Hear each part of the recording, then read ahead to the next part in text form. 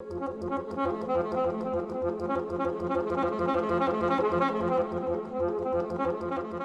right, so we're going to discuss the nature of consciousness in the universe. I think that we should think about where does this, like, we have to ask some questions to kind of like build into this because it's a big concept, right? So like what is consciousness to each of us? What How do we recognize consciousness, and what do we how do we define consciousness? Let's start there. Well, the concept of consciousness, as you just said, okay, it's complicated. It's not easy to define. Actually, no one agrees on on a specific definition. Okay, you know this. There are dozens of theories of consciousness. And this is not a new topic. Okay, science struggles to accept consciousness as a scientific topic. Okay, they try to avoid it. They don't like to speak about it. Okay, I can feel this. I can sense this. Okay, there is a devil. There is not devil. There is an elephant in the room, but they don't want to say it. They're just blind. Okay, or they make themselves blind. Okay, unlike philosophers, okay, or thinkers or free thinkers, they like this subject because there is a lot of mystery there. For me personally, okay, I take consciousness from pure materialistic point of view.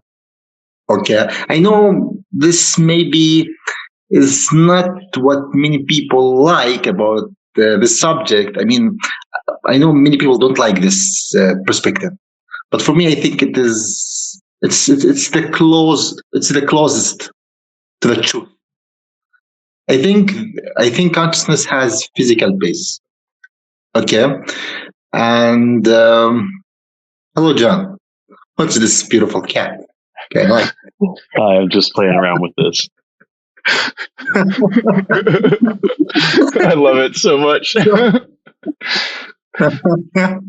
So for me, I think consciousness is rooted in the physical properties of molecules and atoms inside our brains. Okay, there is nothing magical about consciousness. Most people don't like, as I said, most people don't like this perspective, and I think Regulus is one of them.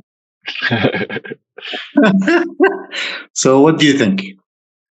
Do you want to take it from here, John, or do you want me to go next? Sure, I have some thoughts about consciousness. Let's see how well it does voice capture with this cat face.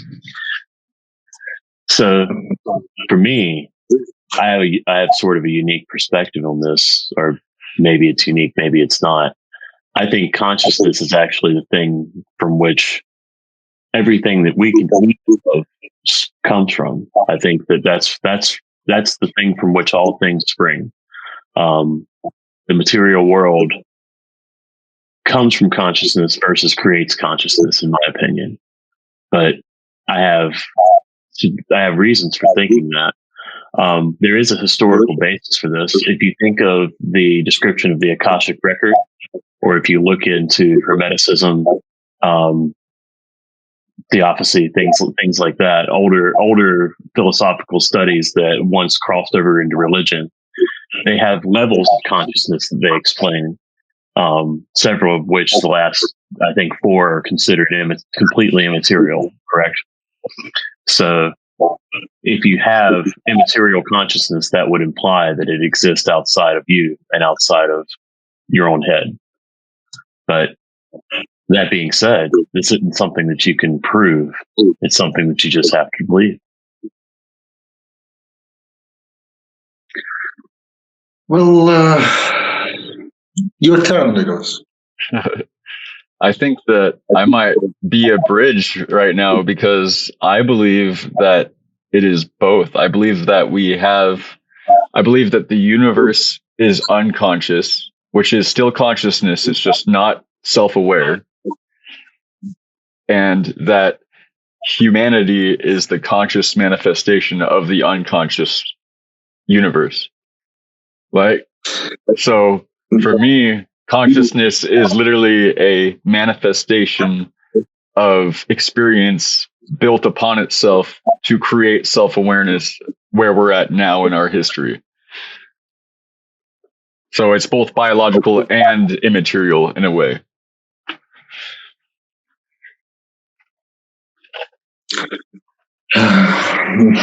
This is a rabbit hole. Okay, this is a rabbit hole. There's a lot of traps in the way. Okay, and I need to jump above all these traps. Okay. Now, for me, I think also, beside thinking the consciousness is a physical property or emerges from physical property and is physical phenomenon, not let's say metaphysical phenomenon. Okay, I think consciousness. Sorry, I think time and space and the physical world isn't fundamental, but that doesn't mean consciousness is fundamental. Okay, I can agree with what John said to some level. Okay, the world isn't fundamental, but that doesn't mean consciousness is fundamental too, because consciousness, in the first place or originally, it emerges from the evolution of the human brain. Okay, it is the result of all these years of evolution. It didn't come from other dimension or something. Okay, it is the result of this evolution of the brain. Okay, there is no deep difference between the brain of the monkey or the chimpanzee or the brain of the human being. But it's just some anatomical differences, but not, let's say, drastic differences. Okay, and with all this being said, okay, yeah, consciousness seems weird, but it is not a big deal. Maybe our consciousness is just it's primitive consciousness. It is not a big deal as we want to believe. Okay, so saying that the world is not fundamental, that doesn't mean consciousness is fundamental. Okay. So what do you think about this, John? So you think that you have to have a brain to experience consciousness? Is that your opinion? I think yes. I think you need okay, when I say brain, or when we say brain, we mean something like a processing unit.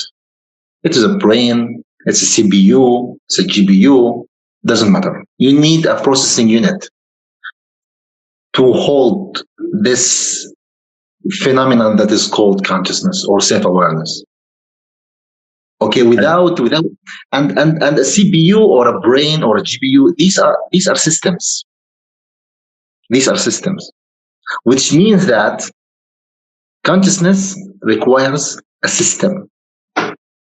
A system. You need a system, and systems don't come like this. I don't necessarily disagree with that. I think you have a good point there. Yeah. So I think what I believe, which is sort of along the lines of what you're saying, is that your ability to express consciousness is relative to your lens that consciousness can be focused by. In our standpoint, as you say, it's our brains, it's our GPU, our processing unit. But that being said, I don't know that a brain is necessary to possess consciousness. I think that things can experience levels of consciousness that we might not necessarily understand. It might not fit within our realm of perception, but that doesn't mean that we perceive everything that exists. Well, We already know that we don't see everything that's on the light spectrum. Go ahead, Regulus. Sorry, my bad. I want to say that my definition of consciousness encapsulates humans and some mammals that are capable of showing empathy and sympathy, like that have specific higher functions of consciousness. And I think that outside of the brain that mammals have, you get to reptiles, you get to insects, it's more of a subconscious reactionary function, which is a separate level of consciousness, right? So it's like we have a brain that is compact and able to process information at the speed of light. But whereas other animals that do not possess the same faculties we do could be a subconscious reactionary being instead of a proactive moving through conscious will being. Does that make sense? So you don't think, for example, a protozoa could have consciousness? I think that it is subconscious. It's just not conscious. No. Let me continue.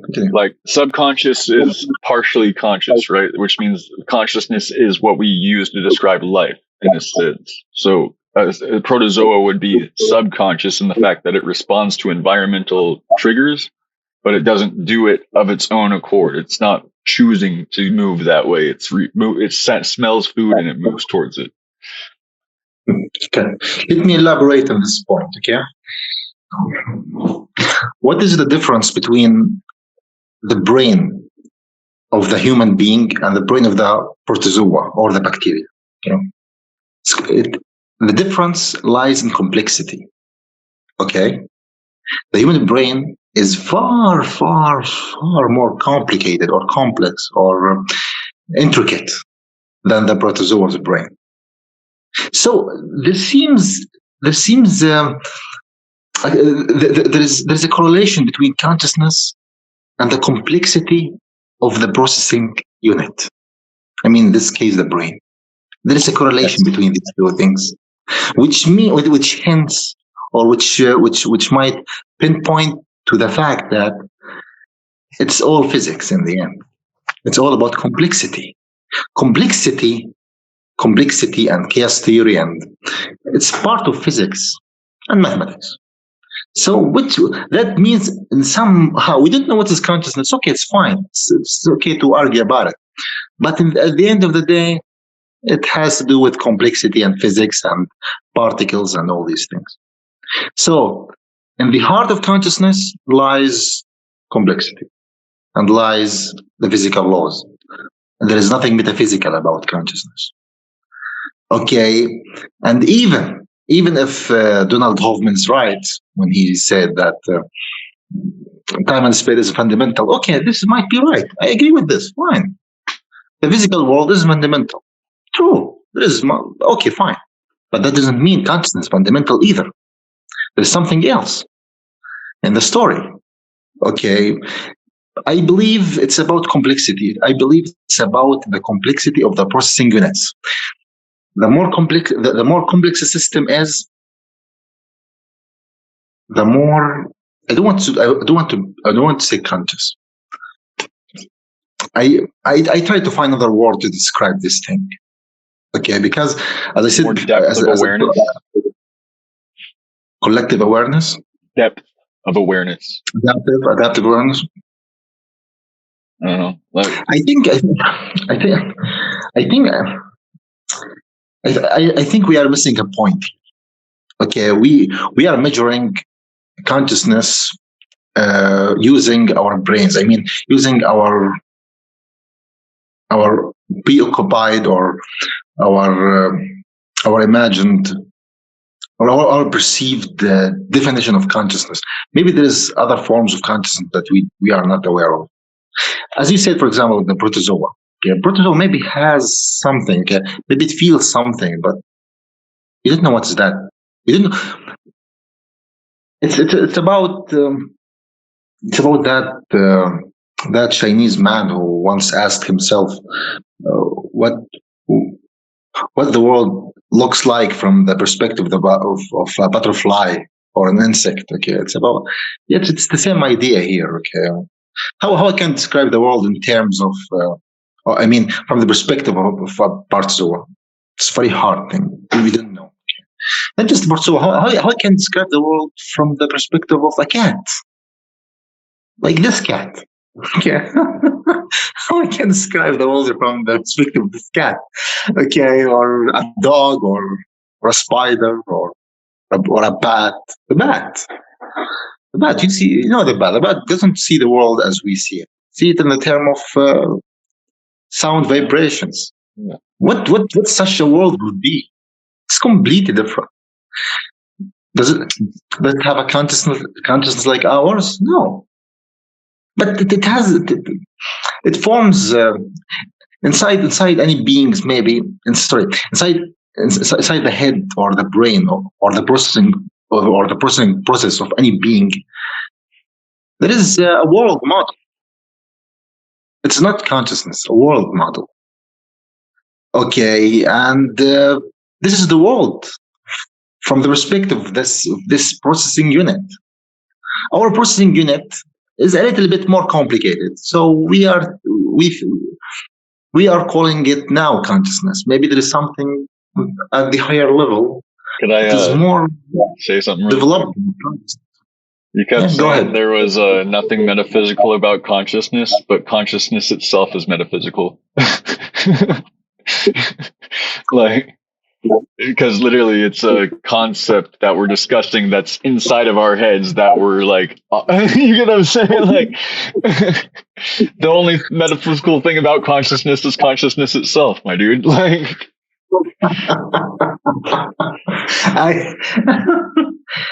I still find it hard to believe that it's a metaphysical. It's not metaphysical. Well, what does meta mean? You're describing something that is the next level up of something. It's like you're describing so we can say, let me think about it like this. We think about consciousness from the perspective of being someone who sits down with enough luxury time that we're able to ferment in our thoughts and then be able to think and expand upon them. Whereas if we had no time to sit down, we had no luxury time, and we were forced to react to our environment every single second of every single day, would we still be conscious? That's what I want to know. I think that we would not. I think that we as human species would never have evolved consciousness if we did not have the luxury time to think. So you don't think that an animal that has to spend all of its time finding food or harboring resources has consciousness or has time to develop consciousness? I think that they have basic functions of consciousness, and that the more free time that a species has, the further their consciousness develops. So you think that the depth of consciousness is a property of someone being able to spend the time to think. And Faris, you think that consciousness is the depth of consciousness is based on the perspective that you have been given based on your brain power, based on your mental acuity. It's interesting. Both of you have ideas about this, about how levels of consciousness work that just seem to be based on slightly different perspectives, but it is all a matter of perspective. And a matter of senses, of sensors. Fair. Of sensors. Okay. The bat, for example, okay, he has a special sensor, and he uses this sensor to form a world model based on this sensor. We humans, we have 5 main sensors, touch, seeing, and smelling things, and tasting things. These are the sensors. Okay, these are the channels of consciousness. Without them, it is hard to form a world model inside your head. Okay, imagine that you don't have any sense. You can't see anything. You can't hear anything. You can't touch anything. So, what is left for your consciousness? How Well, how do you see the red apple in the table? I actually I have a question along those lines. So both of you brought up the metaphysical world. Can we agree that the metaphysical realm exists, that there is such a thing as metaphysics? Or do both of you question whether or not there is a metaphysical aspect to existence?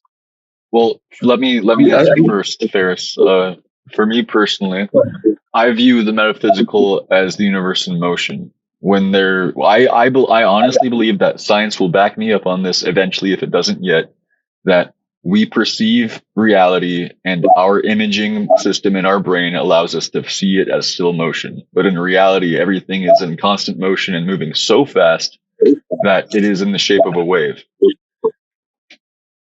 I believe that we may be complex systems of energy, but at the point of movement, before we perceive sensory data, we are actually moving waves of energy. So metaphysically speaking, we are like not material in a sense. I think for me, I think everything is material.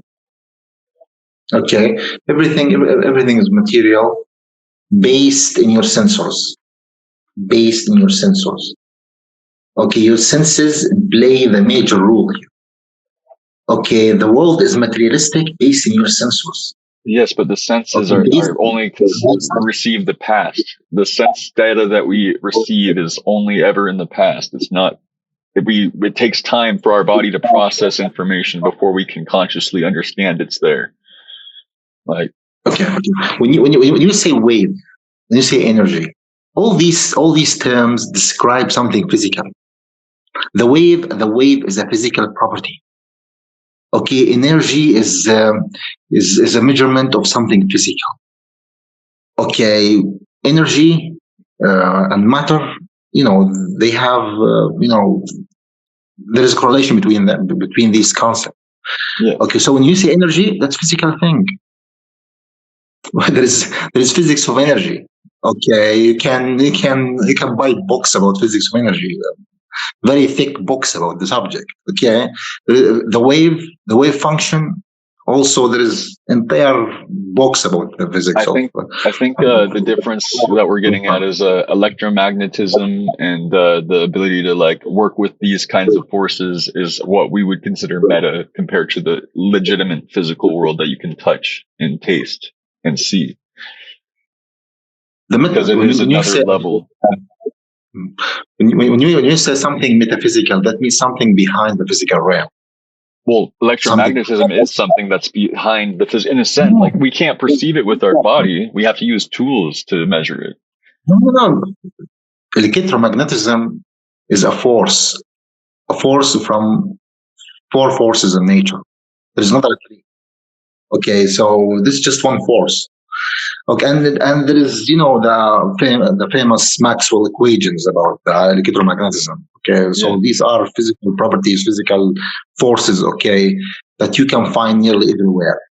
Okay, so this is just part of the physical realm. If you say electromagnetism, this is part of the physical realms. The physical realm. You didn't escape the physical realm yet. The metaphysical is something behind all these concepts. So it's still part of the physical realm, but we can't perceive it, is what you're saying. I don't believe. No. When you we can't, just because we can't feel the electromagnetic waves, we can't feel those forces. Doesn't mean they're not part of the physical realm. They're still part of the physical realm. Is that right? I believe the metaphysical realm. The metaphysical realm has nothing to do with electromagnetism and all these things. This is something entirely different. So is there a metaphysical realm in your opinion, Ferris? Yeah, there is. Yes. I believe there's something behind the physical. I believe the physical realm comes from something non-physical. Okay, but this thing is something behind our perception, something behind our senses, and something behind our science. Science doesn't deal with the metaphysical. This subject is for philosophers and free thinkers, but not for scientists. Scientists believe in in physics, in the physical properties that you mentioned in those before, like electromagnetism and weak force and strong force and gravity and quantum physics and all these things. This is the physical. But now, metaphysical is something behind that. Weren't all of those laws, the natural laws of thought, Hermes Trismegistus, before they were even proven to be physical laws by science? Like, people have been talking about these laws for fucking 2,000 years, excuse my language, before they started to prove they existed with science. Like, the law of attraction was gravity, like the law of magnetism with fucking electromagnetism, like so on and so forth. Like, people have been talking about these laws. We've known these laws existed, and then it was science that came back and proved them after the fact. Long time after the fact. Well, guys, I'm not a scientist. I'm a philosopher cat. So it's okay for me to talk about the metaphysical world. Yeah. I believe the metaphysical world exists. There is metaphysical thing out there.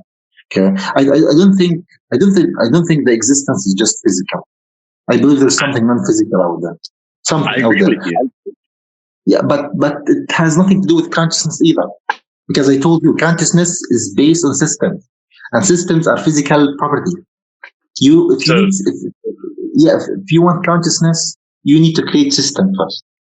So you think that the metaphysical world, whatever exists out there, exists without a mind?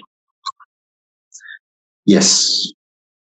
Yes. Interesting. Wait, hold on. You said systems and complex systems are required to create consciousness. If you take that out of context of the biological structure, what about the structure of the universe as it's a constant, like it's organized? It's a giant. The universe isn't organized. The universe isn't organized. The universe is a chaotic place. It's just organized by physical laws, but in general, it is a chaotic place. This is fact. This is what science says. Okay, so let me pose the question in a different way. Then, do you think that a sufficiently complex system of inorganic matter could attain consciousness? A system of unorganized matter can form consciousness? Like inorganic, it hasn't become conscious or alive yet. It's like, do you think that basically life can conceive itself from nothing, or from the physical world without, like, are you saying that you think life evolved from non-biologic, like matter, and then became biologic over time, basically?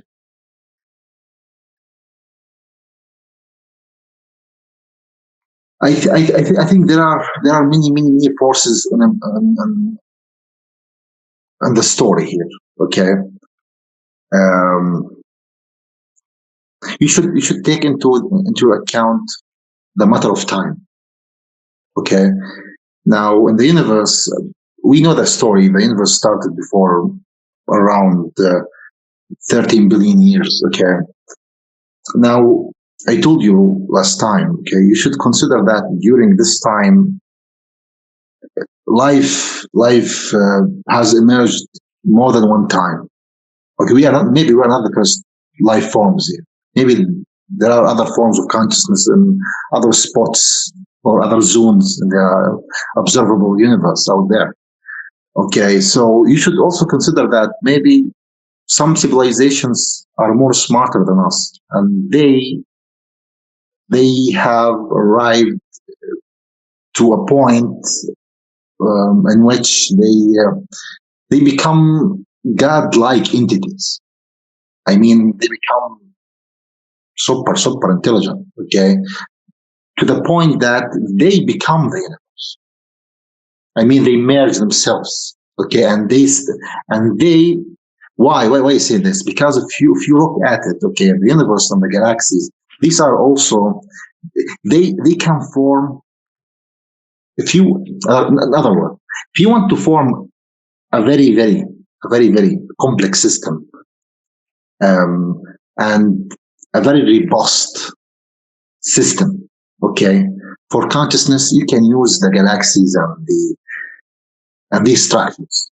Okay, so if there's intelligent beings out there, they will think that why not merge with the universe and use all this energy and use all these structures that are already available there. So you should consider this fact that now at this moment, maybe there is something intelligent around you. Okay, and that thing is, you can trace this thing back to older times in the universe before you come here. Okay, so you should think about this also when you think about the metaphysical. So you're saying that you think there's something intelligent that surrounds everything everywhere? Maybe because if you think about it rationally, okay, just by pure logic, okay, if you give time enough for things will start to pop up. Okay, so maybe there is something around us, and we don't have the slightest idea about what it is. Okay, so I'm very careful when I speak about the metaphysical, because we don't know the whole picture. We can't see the whole picture.